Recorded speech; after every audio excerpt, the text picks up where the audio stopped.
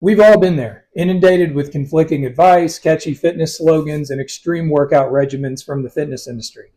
For years, the fitness world has made us think that if we're not pushing ourselves to the brink of total depletion from weightlifting every day and running marathons or following whatever new trendy workout has dropped that particular year, we're not doing all that. We're not really getting in shape. That's what we're told to think by this industry that was really designed to come out of the bodybuilding industry. And that's, of course, a more extreme way to look at fitness. And I'm here to tell you that those extreme ways are not necessary. I've done this for 20 years. I've worked in all types of gyms and fitness environments. And a lot of these things I've seen over the years can be, especially as we get older, much more damaging than helpful in the long run. So then what do we actually do? What's the answer? So instead, we need to be thinking more about movement as medicine. And I'm sure you've heard that expression, but maybe you've not really heard it explained that well. Look at it like proper nutrition. It's something that we need to treat with care and focus for the long term. Movement isn't about extremes. It's about sustainability. It's about making sure that as we age, we can still do all of the things that we love and stay independent and move around with ease for these important parts of our lives that require us to feel good and be active. So I want to introduce you to a new framework for movement, and I like to just simply call it natural movement. It's rooted in simplicity, sustainability, and longevity, and it's grounded in the way that humans were designed to move, to stay strong, flexible, and mobile throughout life without injury and without straining our bodies. So let's break it into three pillars of natural movement. The first is locomotion or locomotive movement. The second is stretching, and the third is strength. So begin with number one. Locomotive movement. This is movement throughout space. So we'll talk about how that works. This is the foundation of everything we do. Walking, running, climbing, crawling. These are primal movements that kept our ancestors strong and mobile. And here's the thing, they still do it. But as we get older, they still do keep us strong and mobile. But as we get older, these basic movements often begin to be less efficient. We sit more. We don't, especially nowadays with these laptops and work environments. I've been going to a chiropractor a lot lately, and I've been away from chiropractic care for a number of years. And it's the doctor I see. I saw him when I was like 25, so I've known him for a long time, and he's had his practice for 25 years now. And he told me just in these last 10 years, it's unbelievable how much worse people are becoming as far as their nervous system and overall health as far as mobility and everything is concerned. It's in a really poor place. So as we go along with our lives, living in this environment where we have to stare at screens all the time, unless you want to move to the woods and homestead or something like that, you pretty much have to be connected to something all the time. So we sit more, we don't move as freely, and our bodies start to lose all of that essential fluidity. But locomotion doesn't have to mean running marathons or doing burpees. It can be as simple as a brisk walk or climbing a flight of steps. These are natural movements that support our cardiovascular health, maintain our joint mobility, and keep our muscles engaged. If you're already walking regularly, cycling, or even doing a spin class, you've already started to do great. And that's awesome. I always encourage each one of the folks that I work with to continue to do the things they love as long as those things are sustainable. So really, there are many forms of locomotive movement that engage your body and then help you improve circulation, support joint health. But ask yourself, are you moving with intentionality? Are you paying attention to your posture, your alignment, your balance, even when you're doing something as simple as just taking a walk? And that's where the real power actually is. Locomotive movement isn't just about moving, it's about moving with awareness to keep the body aligned and prevent straining your body. Whether, as I said, whether you're walking, cycling, or just going about your day, your body is meant to move efficiently. And when you start thinking about movement as medicine, you begin to see it differently. All right, next is number 2, stretching, maintaining mobility and flexibility. So now I know when we think of stretching, we often think of reaching down to touch our toes or holding static positions for minutes at a time. But here's the thing, stretching is really more about joint health and mobility, two things that tend to diminish as we get older. Our bodies were made to move in a full range of motion. When you think about it, every time you bend over, squat down, reach for something, or twist to grab even the mail out of the mailbox, you're moving your joints. If you don't take the time to keep your joints mobile, they get stiff. And we start to lose, again, that fluidity, and simple actions become very difficult. And often that's a beginning sort of precursor to injuries that can last for a long time. It's not just about the flexibility, it's about keeping the body open and ready for whatever life throws at you, whether it's picking something up from the floor or getting out of bed without having a stiff back. And you don't have to be doing complex stretches or poses or anything like this.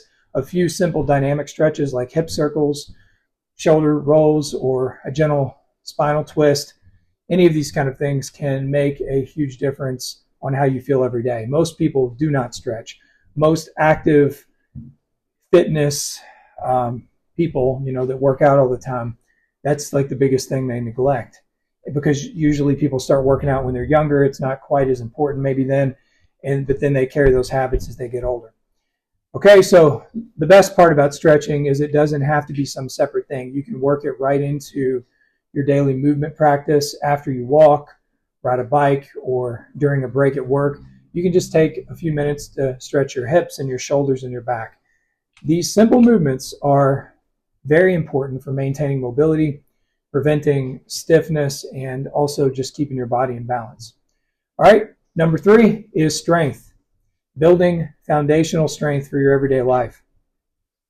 So as we talk about strength, we want to talk not about the kind of strength we typically think of when we look at bodybuilders or athletes. I'm talking more about functional strength, the kind of strength that helps you carry groceries or pick up your kids, or even just to get up from the floor without groaning in pain. And as we age, we lose muscle mass. And what happens when we lose muscle? Well, our bones become more fragile, our joints become weaker, and we become more prone to injury.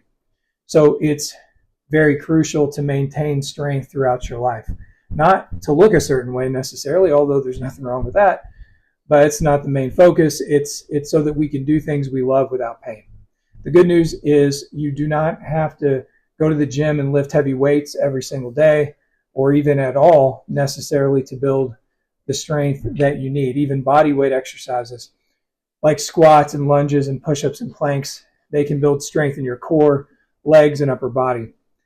Little side note, when I was a lot younger, the first job I worked at in the gym, my first manager was a felon who had been in prison for 3 years and was maybe kind of trying to clean up his life a little bit when I worked with him. I don't know. It's hard to tell, but he told me when he was in prison that some of the healthiest and fittest people that he knew, he met there, because a lot of them been in for a long time. They didn't have access at the place he was at. They didn't have access to a lot of weights or anything like that. They just did very regimented body weight stuff every day and very simple nutrition. And he told me once that he felt like the fact that there were so few options and that everything was kept so simple, if you had protein powder that they could get, it was just like one type they could get to.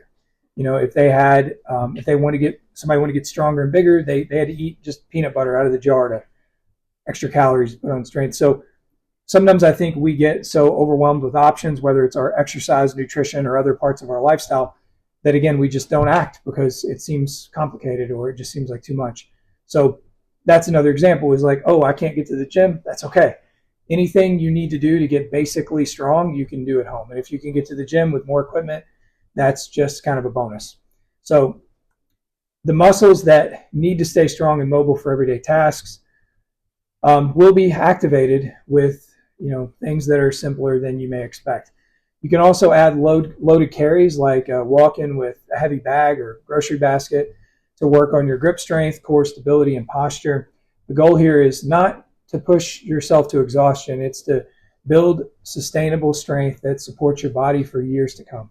Focus on exercises that strengthen the muscles you rely on like for your daily life. And remember, you don't have to be extreme very small but very consistent efforts work over time to make a difference. Now, just a little drop of ancient wisdom, even though it's not from an ancient person necessarily, it's from a modern saint named Saint Nectarios, who was a Greek Orthodox monastic and bishop, and he was known for his humility and many miracles that have taken place, not only in his life on earth, but even since his death. So he's a very fascinating person to learn from. He's a very intelligent person and very wise. So he had a quote that I think kind of encapsulates this approach very well. He said that a healthy body is not simply a body that does not suffer from disease, but a body that is in motion, working, and exerting itself. For a body that is not used will become useless. So I love that quote from Saint Nectarios. This echoes wisdom of ancient tradition as well as modern science that we know about exercise and nutrition. That movement is essential to life itself for health, vitality, longevity. If we don't use our bodies, they lose their function. But if we use them wisely and not overuse them in a way that would be detrimental, but if we use our bodies and move them wisely, this will help us find that natural path, and we will be able to maintain health well into our older age. So to recap, movement's not about extremes. And I have to say that so much because the fitness industry, you have billions of dollars of advertising that's been pushing on all of us for many, many years to make us think that a little bit is not enough. But it's all about sustainability. It's all about understanding that your body is a living system and needs natural movement, stretching, and strength to function at its best. If you're already walking or cycling, you're already incorporating some locomotive movement. You need to focus on making it intentional and be aware of your posture. If you're doing any form of stretching, just maybe we are going to try to add some dynamic stretches to maintain joint mobility and prevent stiffness. If you're not currently doing strength training, we can start with very simple body weight exercises to build foundational strength, things that will help you move better and feel stronger each day. Movement is medicine, and it's something we should approach with care and consistency and not with extremes. The more we move naturally, the more that we honor our bodies, and the longer we'll be able to keep doing the things that we love without pain. This is the way forward, not pushing ourselves to ridiculous extremes, but using our bodies the way that they were meant to be used. So let's get started, and remember, it's not about how hard you push, it's about how sustainable your movement is for the rest of your life.